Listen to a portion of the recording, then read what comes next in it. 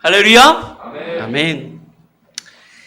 예, 코로나19로 또 세상이 참 어렵고 힘겨운 시간들을 보내고 있는데, 그럼에도 불구하고 이렇게 함께 나와서 하나님 앞에 예배할 수 있는 그런 은혜 주신 하나님을 찬양합니다. 또 그런 모든 환경 가운데서 나와 함께 예배하는 여러분을 진심으로 환영합니다. 시대를 불문하고 교회는 언제나 세상으로부터 유혹을 받거나 혹은 박해를 받아왔습니다. 1세기부터 3세기까지, 그러니까 초대교회에서 교부시대까지는요, 이 로마 정부로부터 박해를 받았죠. 당시만 해도 다신교적인 사회 속에서 유일신인 하나님, 그리고 또 삼위일체 사상을 믿었던 그리스도인들은 단지 신앙이 있다는 이유만으로 생명을 빼앗기고 또 가진 모든 것을 다 빼앗겨야만 하는 아주 극심한 그런 박해를 받았습니다. 그러다가 마침내 교회가 승리하여서 313년에 콘스탄티누스 황제가 밀라노 칙령을 반포함으로 기독교가 로마의 유일한 공식 국교로 선포된 이후에, 그리고 또 다른 종교들은 더 이상 허락되지 않았던 그 시대에도 사실 교회는 엄청난 유혹 앞에 설 수밖에 없었어요. 왜냐하면 교회가 급격히 큰 권세와 힘을 갖게 되면서 그런 어떤 교회가 가진 힘과 권력은 교회의 세속화와 타락으로 이어졌기 때문입니다. 이 엄청난 유혹이었죠. 그러니까 교회가 교회답지 못했던 거예요. 못하게 된 거예요. 그래서 이러한 어떤 교회의 세속화와 타락을 바꾸고 고치고 개혁하기 위해서 종교개혁이 일어났죠. 종교개혁이라니까 어때요? 종교개혁을 저지하려는 부교가, 어떻게 보면 타락한 교회가 새롭게 정말 하나님 앞에서 서르는 참된 교회를 핍박하는, 억압하는 그런 억압을 시행했고, 그 안에서 하나님을 믿었던 진실한 그리스도인들은 핍박받아야 했습니다. 그리고 그 시대를 이겨내고 교회가 계속 성장하자 어때요? 그 다음에 세계적으로 나온 게 그거예요. 인문주의. 그렇죠? 인문주의, 그리고 그 계몽주의 사상들이 전 세계에 퍼져나가면서 어때요? 교회 다니는 건 대단히 비합리적이고 그리고 비이성적인 일이다. 그래서 교회 다니는 사람들은 과거의 신화와 미신에 빠져있는 어리석은 사람들이라고 하는 그런 생각들이 막 퍼져나가게 된 거예요. 그래서 이제 이성적인 신학을 하기 시작하면서 이렇게 자유주의 신학들도 나오고, 그렇죠? 그리고 교회를 다니는 것을 오히려 부끄러워하게 되는 그런 시대를 맞이합니다. 그러나 그럼에도 불구하고 교회는 여전히 없어지지 않았고, 복음은 전파되었고, 교회는 더욱더 견고하고 든든히 세워져서 오늘날 저와 여러분에게도 복음이 전해진 줄로 믿습니다. 그렇습니다. 박해는, 그리고 또 그런 유혹은 결코 교회를 흔들거나 넘어뜨릴 수 없다는 사실을 분명히 알아야 합니다. 아무리 세상이 교회를 유혹하거나 박해하거나 흔들어 놓아도 하나님의 교회는 결코 흔들리지 아니하고 오히려 더욱더 견고하고 아름다워진다는 사실을 믿으시길 바랍니다. 교회가 핍박받고 박해받으면 박해받을수록 더욱더 견고한 교회, 더욱더 순결한 교회로 변화되는 거예요. 그런데 오늘 이 시대에도 우리 그리스도인들은 세상의 강력한 핍박과 유혹 앞에 서 있습니다. 새로운 도전 앞에 서 있습니다. 세상 사람들은요, 교회를 비합리적인 생각에 사로잡혀서 다른 생각을 가진 사람들과 타협하지 않고 하나님을 위한다는 명목으로 자신들의 집단적인 이기심을 추구하는 반사회적인 집단 단체라고 그렇게 생각을 합니다. 교회는 교회당 건물을 짓기 위해서 수천억을 쓰면서도 가난한 사람들과 사회에서 소외된 사람들을 외면하고 있다고 생각합니다. 또 거룩한 하나님의 일을 위해 사용한다는 명목으로 헌금을 걷어서는 목사들이 사리사욕을 채우는 데 쓰고 있다고 생각합니다. 목사들은 입으로는 거룩한 삶을 살아가라고 가르치지만 사실은 세상 사람들보다 더 타락하고 더 탐욕적인 사람들이어서 그 누구보다도 자신의 탐욕을 채우기에 급급한 사람들이다. 그런 생각을 가지고 쳐다보죠. 그리고 또 교회 다니는 사람들에 대해서는 보이지 않는 영원한 가치를 추구하는 사람들이 아니라 이 세상에서 누리는 부귀와 그리고 이 세상에서 누리는 행복에 만족하지 못해서 죽어서도 그 부와 권세와 권력을 이어가고자 하는 사람들, 그렇게 생각해요. 그래서 그리스도인들이 더 욕심 많고 탐욕적인 사람들이다. 세상 사람들이 이렇게 생각한다는 거예요. 그래서 사람들이 교회를 싫어해요. 교인들을 싫어해요. 교회 나오지 않으려고 해요. 교회 하면 치를 떨어요. 사실 하나님을 믿고 섬기는 우리 입장에서는 참으로 말도 안 되는 생각이고 황당하고 어이없는 생각들이죠. 그러나 그럼에도 불구하고 세상 사람들이 그렇게 믿는 거예요. 이렇게 세상 사람들이 교회에 대해서 일그러지고 어그러진 생각을 가지게 된 데에는요, 어떻게 보면 언론의 역할이 대단히 컸습니다. 언론이 대단히 기독교에 대해서 편파적인 보도를 그동안 오랫동안 지속해왔어요. 제가 좀 오래된 그 자료를 찾다가 오래된 자료를 찾았어요. 1910년도 자료입니다. 지금부터 약 10년 전 자료죠. 그 자료에 보면 이 대한예수교 장로회 통합 측에 커뮤니케이션 위원회라는 곳이 있었어요. 거기서 이제 그 방송 언론에 대한 어떤 그 세미나를 개최하면서 조사했던 일종의 소논문입니다. 그 자료에 따르면 그 조사에 따르면 1906년 1월부터 1906년 1월부터 1906년이 아니라 죄송합니다. 2006년 1월부터 2009년 2월까지 약 4년 동안 KBS, MBC, SBS 지상파 3사 시사 고발 프로그램에 총 12개, 12개 종교적 주제를 다룬 67회분과 그리고 2009년 9월부터 2010년 2월까지 약 6개월간 조선일보, 중앙일보, 경향신문, 한겨레 등 일간지 4개 종교 관련 기사 455건을 분석해서 결과를 냈습니다. 이 분석한 결과에 따르면요, 방송 시사 프로그램에서 종교 관련 보도 가운데 기독교 관련 보도가 약 23회로 가장 많이 나갔습니다. 그 다음에 불교 22회, 카톨릭 16회, 원불교 3회, 기타 종교에 관해서 13회가 방영되었는데요. 문제는 기독교 보도 중에서 긍정적인 내용을 담고 있는 보도는 단 한 건뿐이었다는 거예요.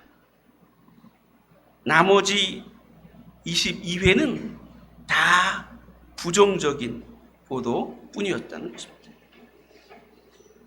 그리고 17건이 부정적, 그리고 5건이 중립적이었다는 것이죠. 반면에 타종교는 불교와 천주교는 문화적, 역사적 가치에 관해서, 복지사업과 그리고 믿음에 관해서 소개하는 내용이 대부분을 차지했다는 거예요. 그러니까 보면 카톨릭은 부정적인 내용이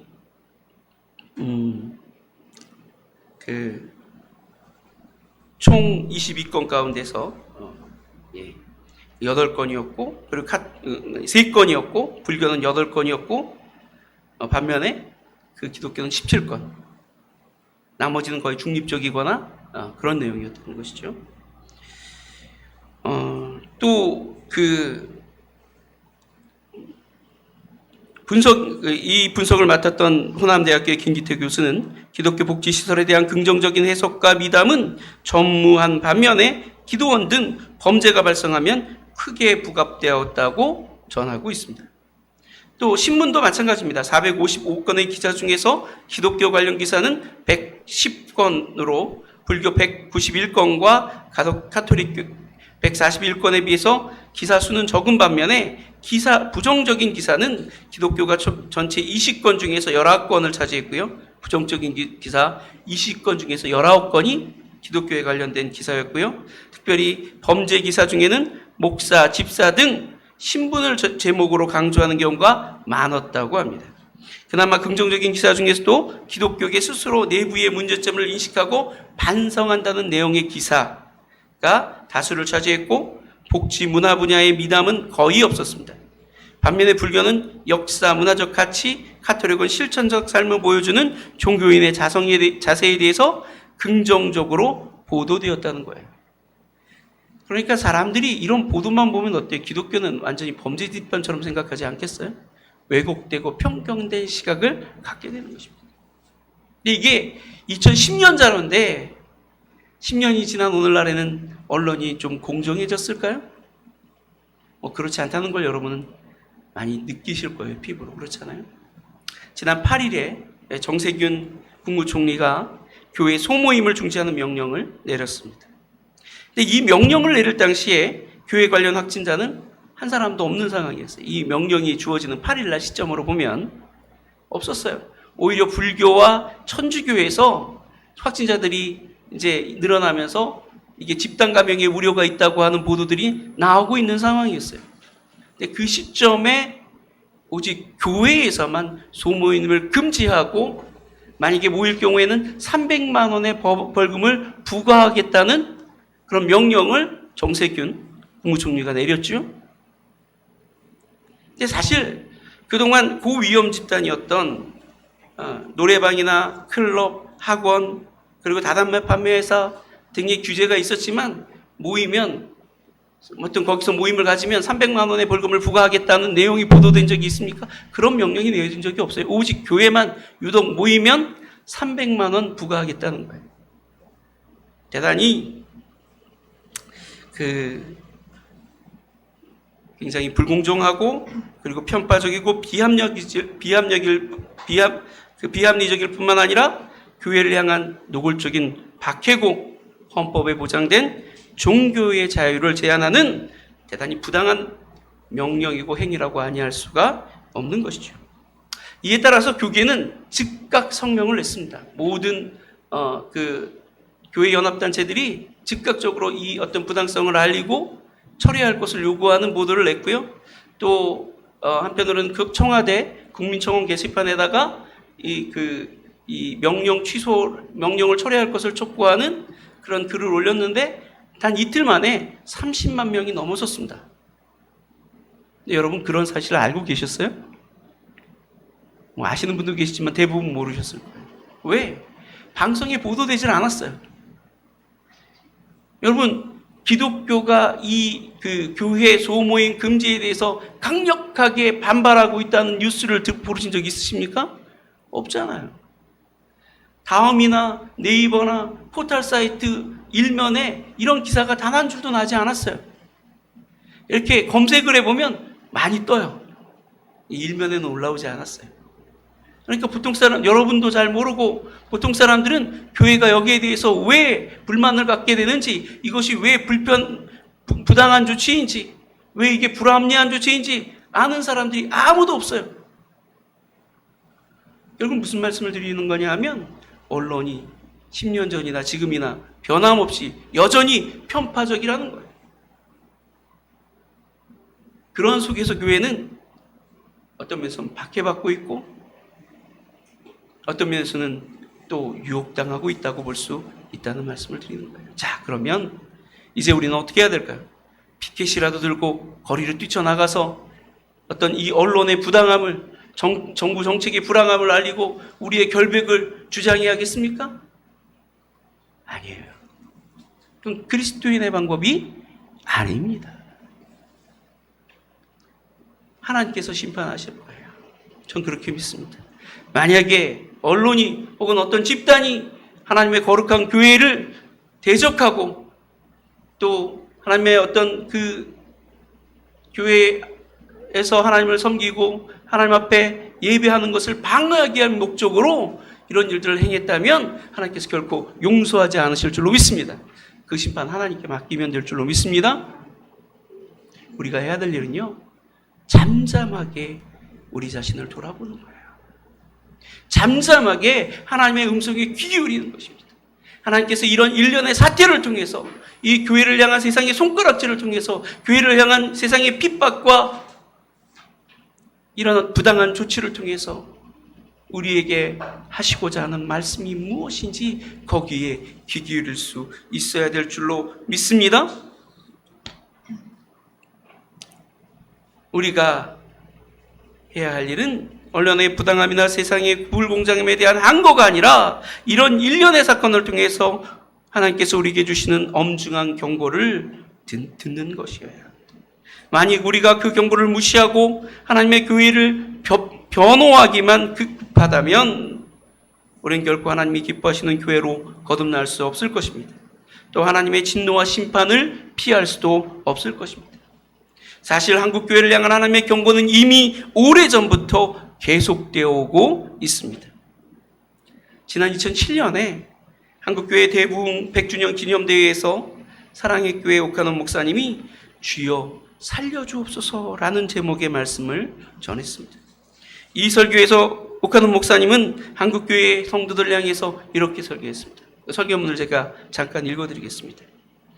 일반적으로 사람들은 우리를 이중인격자로 보는 것 같습니다. 말하고 행동하고 다르다는 것입니다. 사랑하면서 교회에서 왜 그렇게 잘 싸우느냐고 비아냥거립니다. 예수를 믿는 우리들이 자기들보다 더 정직한 데가 어디 있느냐고 따져 묻습니다. 돈을 사랑하는 데는 자기들과 똑같다고 봅니다. 사회의 각종 스캔들에 교회에 다니는 사람들이 끼어도 이제 놀라지도 않습니다. 한마디로 자기들과 다를 바가 별로 없다는 것입니다. 기가 막히게도 우리는 이러한 비난을 받으면서 한마디 변명도 제대로 못하고 있는 실정입니다. 솔직히 말해서 예수 믿는 우리의 도덕성, 가치관, 처세관을 놓고 보면 세상 돌아가는 쪽으로 더 많이 기울여 있다는 것을 숨길 수가 없습니다. 우리도 모르게 우리는 세속주의의 늪에 빠져 허우적거리고 있는 모습을 세상에 보여주고 있는 것입니다. 이처럼 교회가 짠맛을 잃으면 우리보다 더 악한 세상 사람들의 발에 짓밟히도록 내던져지는 것은 주님의 징계요 심판입니다. 우리가 지금 그러한 끔찍한 상황에 놓여 있지 않은지 두려운 마음을 금할 길이 없습니다. 평양 100주년의 진정한 기념은 이런 우리의 영적인 비참함을 직시하고 가슴을 치는 데서 출발해야 한다고 저는 믿습니다. 옥하는 목사님의 설교에 또 한국 교회의 지도자들 향해서는 이런 말씀을 하셨어요. 한국 교회의 지도자 여러분, 복음을 변질시켰다는 주님의 질책에서 자유로울 수 있는 사람이 우리 중에 몇이나 됩니까? 입만 살았고 행위가 죽은 교회를 만든 책임이 너에게 있다고 질책하신다면 나는 아니라고 발뺌할 수 있는 목회자가 몇 명이나 됩니까? 평양 대부흥의 진정한 기념은 복음을 변질시킨 죄를 놓고 가슴을 치는 목회자들의 회개로부터 시작되어야 한다고 저는 믿습니다. 이것이 한국교회를 향한 주님의 간절한 소원이라고 생각합니다. 옥하만 목사님의 이러한 말씀이 바로 이 시대를 향한 하나님의 말씀이고 엄중한 경고였다고 저는 생각합니다.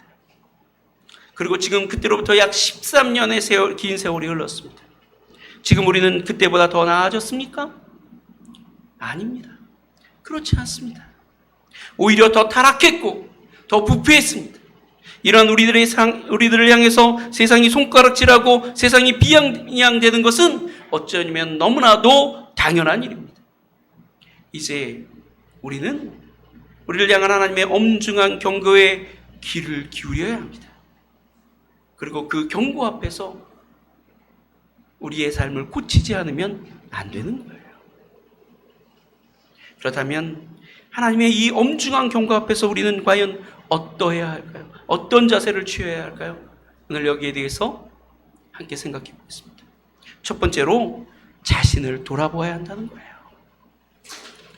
첫 번째로 우리가 해야 할 일은 자신을 돌아보는 일입니다. 우리의 시선을 나 자신으로 돌려서 다른 누가 아니라 바로 나의 죄악됨과 나의 완악함과 나의 불의함과 나의 미련함을 깨달아야 하는 것입니다. 그렇게 나의 죄악됨과 불의함을 깨닫는 것, 그것이 바로 하나님의 경고 앞에서 우리가 취해야 하는 가장 기본적인 태도인 것입니다. 오늘 본문의 말씀을 보면 예수 그리스도께서는 라오디게아 교회의 성도들에게 자신을 돌아보아 죄로 말미암아 처참하게 된 진정한 자신의 모습을 깨달으라고 촉구하고 있습니다. 17절과 18절에서 이렇게 말씀하십니다. 내가 말하기를 나는 부자라 부유하여 부족한 것이 없다 하나 내 곤고한 것과 가련한 것과 가난한 것과 눈먼 것과 벌거벗은 것을 알지 못하는도다. 내가 너를 권하노니 내게서 불로 연단한 금을 사서 부유하게 하고 흰옷을 사서 입어 벌거벗은 수치를 보이지 않게 하고 안약을 사서 발라 보게 하라. 라오디게아 교회의 성도들의 가장 큰 문제는 바로 그들이 자신의 진정한 모습을 깨닫지 못했다는 거예요. 그들의 가난한 것과 가련한 것과 곤고한 것과 눈먼 것과 벌거벗은 것을 알지 못했다는 것입니다.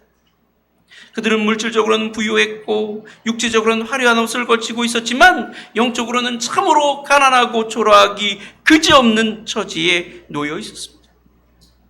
그 사실을 깨닫지 못했기 때문에 그들은 뉘우칠 수도 돌이킬 수도 없었던 것입니다. 그렇습니다. 자신의 진정한 모습을 깨닫는 것, 그것이 중요합니다. 하나님의 경고 앞에서 우리는 다른 누가 아니라 나의 비참하고 초라한 영적 자아를 발견할 수 있어야 합니다.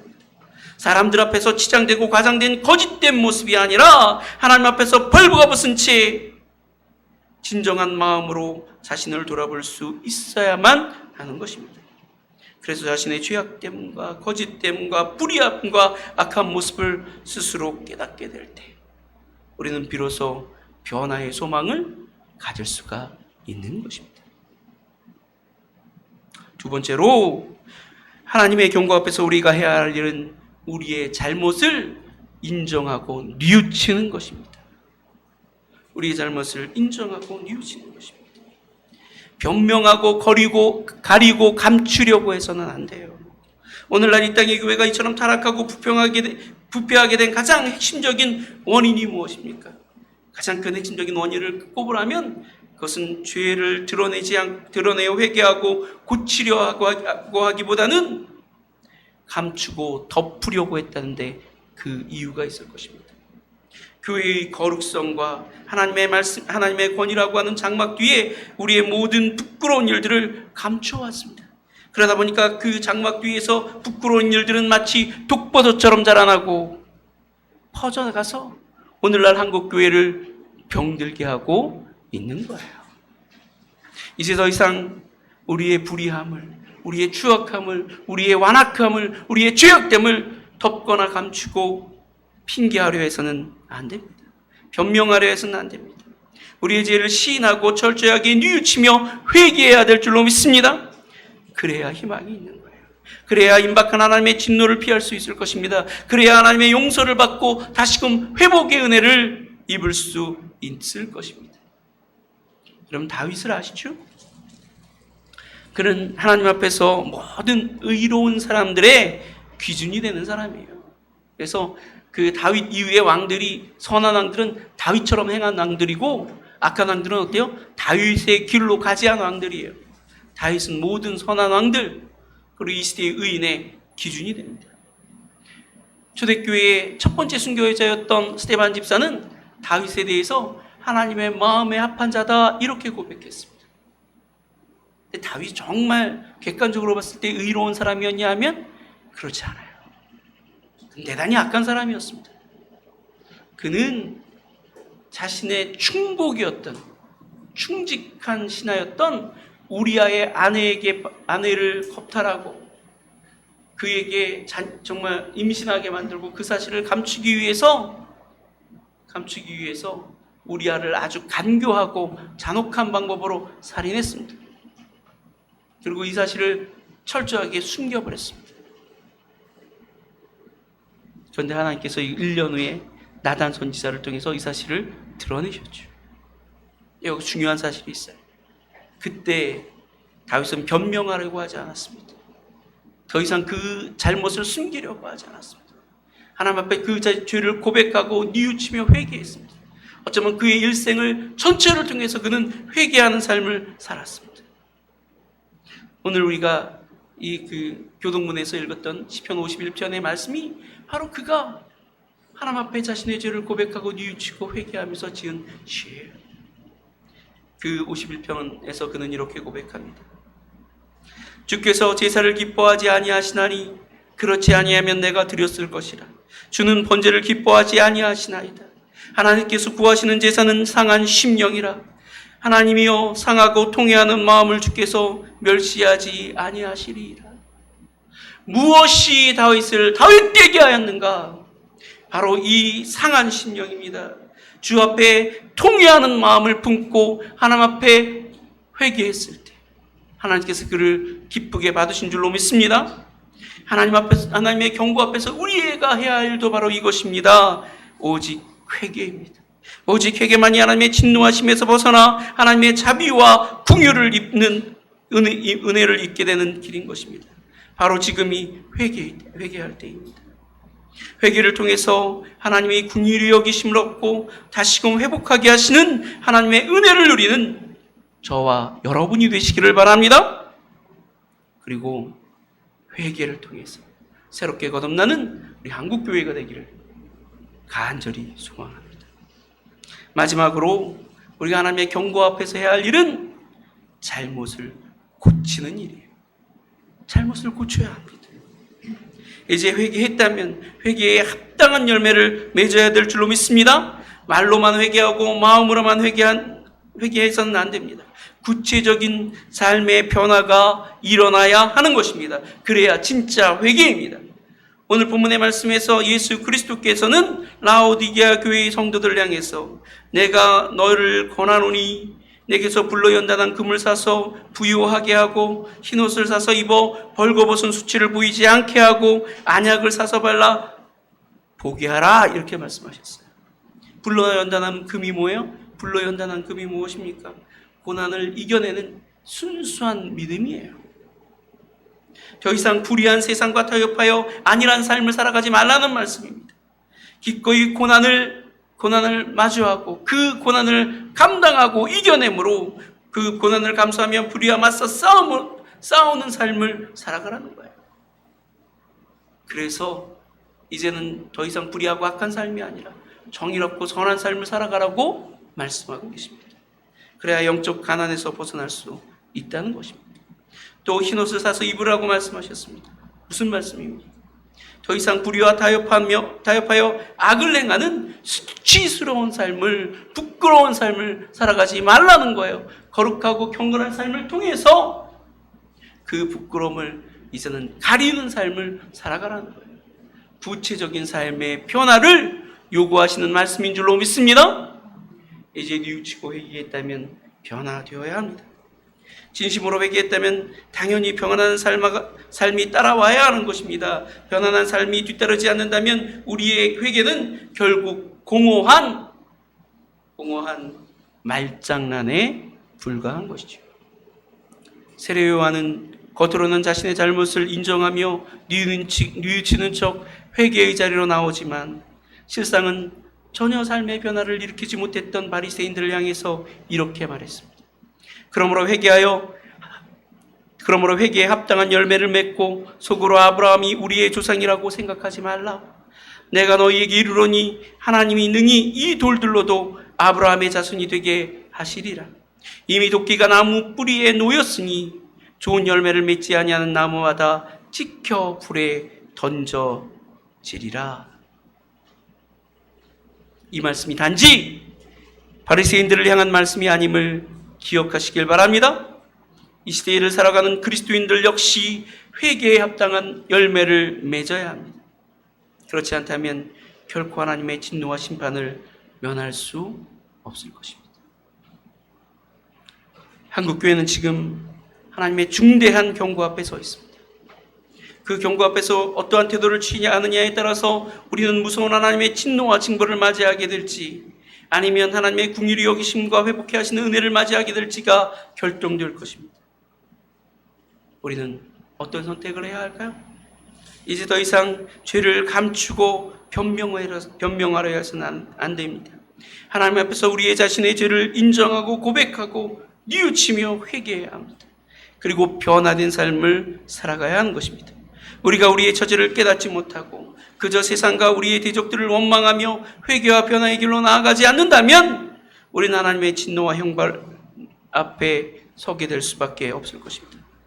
지금 주님은 우리에게 회개하라고, 그리고 그 회개에 합당한 열매를 맺으라고 말씀하십니다. 이 말씀 앞에 겸비하여 무릎 꿇고 회개하며 변화된 삶을 시작할 수 있는 저와 여러분이, 그리고 한국교회가 되기를 간절히 소망합니다. 이 시간 우리 다 같이 기도하겠습니다.